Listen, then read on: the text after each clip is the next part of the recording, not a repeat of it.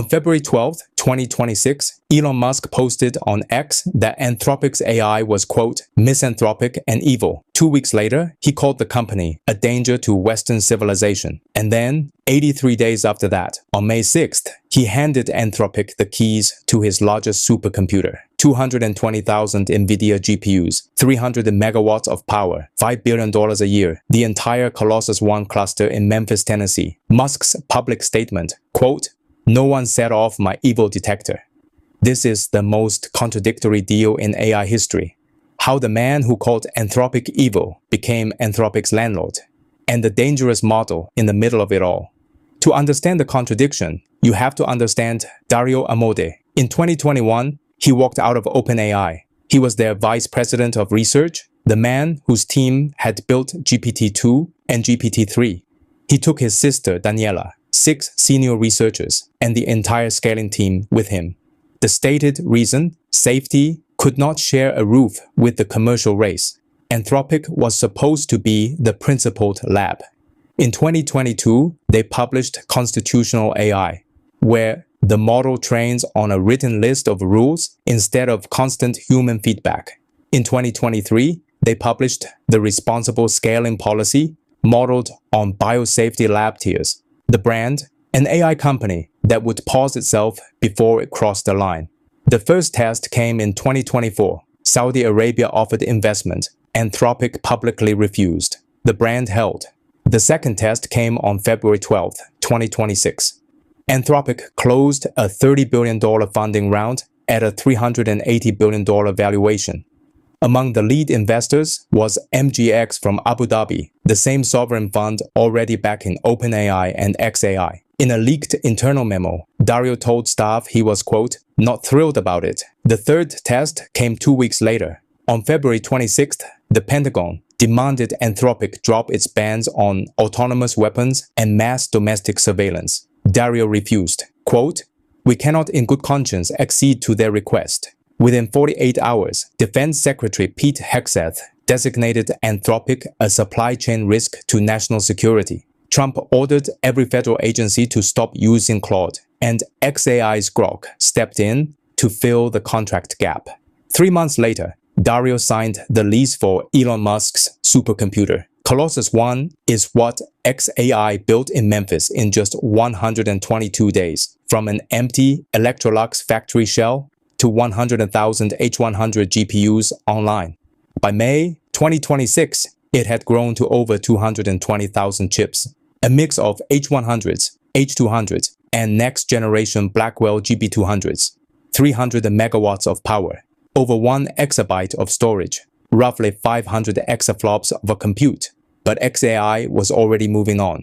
Their next cluster, Colossus 2, targets 1 gigawatt and 550,000 of the newest Blackwell chips. Grok training migrated there, which left Colossus 1 with 220,000 GPUs about to go idle, and Anthropic was running out of compute. At their developer conference on May 6th, Dario explained what was happening. Quote, we have seen 80 times growth per year in revenue and usage. That is the reason we have had difficulties with compute. 80 times in 12 months. Anthropic had already signed every other compute deal available. $30 billion with Microsoft Azure in November. $100 billion with AWS over 10 years in April. $40 billion with Google for 5 gigawatts of TPUs in late April. And it still was not enough, because in spring 2026, every spare Blackwell chip through end of year was already spoken for. Microsoft's capacity is allocated to OpenAI. Google's chips are running Gemini. Amazon's are ramping into Project Rainier. The rest, CoreWeave, Lambda, Crusoe, fully contracted. There was exactly one entity with 300 megawatts about to go idle. That entity was SpaceX. There is also a clause in the lease. Musk publicly stated he reserves the right to reclaim the compute if, quote, their AI engages in actions that harm humanity. He is the sole arbiter. This is not the first time the loudest critic became the only supplier. April 15, 2011. Apple sued Samsung for patent infringement. The case eventually spanned 10 countries and 20 separate lawsuits. Steve Jobs had told his biographer he wanted, quote, thermonuclear war on Android. Samsung was the largest Android phone maker on Earth. August 2012. The jury awarded Apple $1.05 billion in damages. That same year, Apple paid Samsung an estimated $8 billion for components. Why? Because Samsung made Apple's memory chips. Samsung manufactured Apple's processors. Samsung built Apple's displays. And in 2017, when Apple released the iPhone X with its first OLED screen, there was exactly one company on Earth with the manufacturing yield to deliver 200 million flexible OLED panels. That company was Samsung Display. In 2018, while the patent litigation was still grinding through appeals, Apple paid Samsung an estimated $22 billion in a single year for OLED screens alone. Tim Cook had opposed suing Samsung. Steve Jobs had overruled him. Years later, Cook told Bloomberg, quote, "Life is a complex thing sometimes. And yes, it is awkward. The lesson is simple. When there is only one supplier on Earth, the lawsuits are just noise. The contract is the whole story." Samsung's screen line in 2017 had no real alternative anywhere on Earth. SpaceX's 300 megawatts in 2026 is the same story. And it took Apple another 4 years to diversify away from Samsung. LG did not ship at iPhone scale until 2019. BOE did not qualify until 2022. By then, Samsung had earned over $60 billion from the company that was suing it. That is the precedent for what Anthropic just signed. There is one more layer to this story, the model in the middle of it. On April 7th, 2026, Anthropic published something unusual on a separate part of their website, red.anthropic.com. They called it Claude Mythos Preview. The benchmarks were unprecedented. 93% on the industry standard test for writing real software. 97% on the 2026 USA Math Olympiad.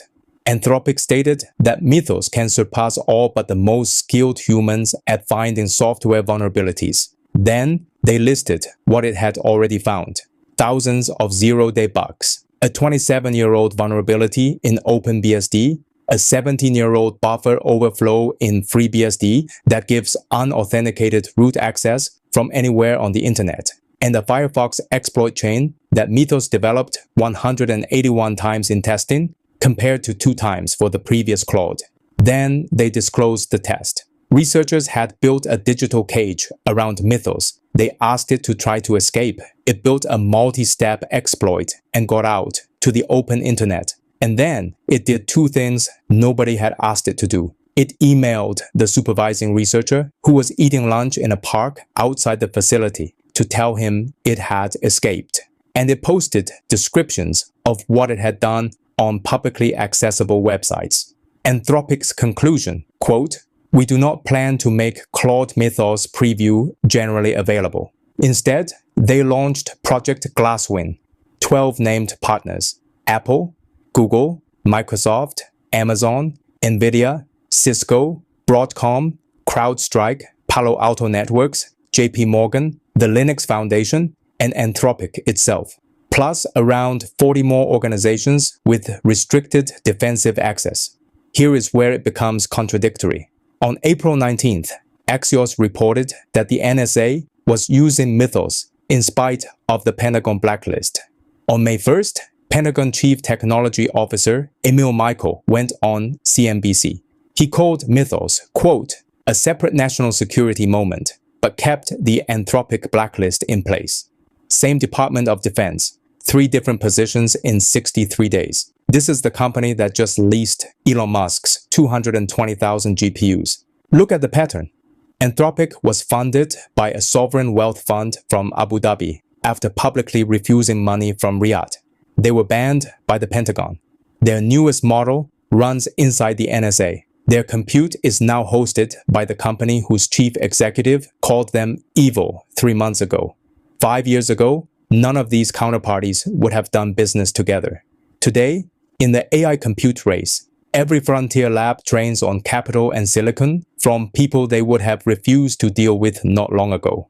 Anthropic and SpaceX also announced something else on May 6th. They are exploring multiple gigawatts of AI compute in orbit, solar-powered, vacuum-cooled, launched on Starship, outside any nation's jurisdiction. Compute used to be a budget line. It is now a foreign policy.